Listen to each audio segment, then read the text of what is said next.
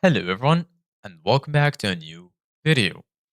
In this video, I'm going to show you guys how to restore a website from backup on cPanel. So if you guys want to learn how to do it, just follow the steps that I'm going to show you.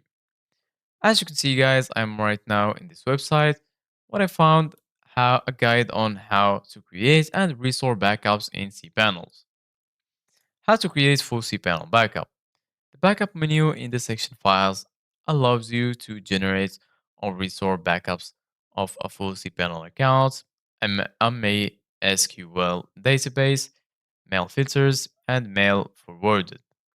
So the first step is go to cPanels and then go to Files and section and then go to Backup menu.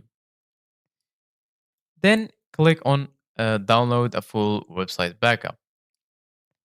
By default, a full cPanel backup will be saved into your account's home directory. Go ahead and change backup destination if you would like to choose another target location for the backup. Click on Generate Backup to proceed.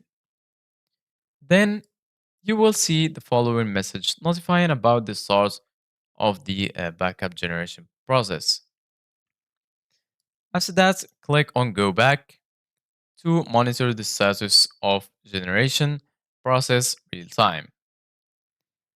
How to restore cPanel backup for VPS dedicated server hosting. If you have a VPS or dedicated server with root access, you can restore the full cPanel backup yourself in WHM, then restore a full backup or cpmove file. For shared or reseller hosting, you can fully restore a cPanel backup on your site only with our Stellar Plus and Stellar Business plans via Auto Backup menu in cPanel. In case you wish to restore files in your home directory, you may use Backup and then Restore Home Directory Backup cPanel option.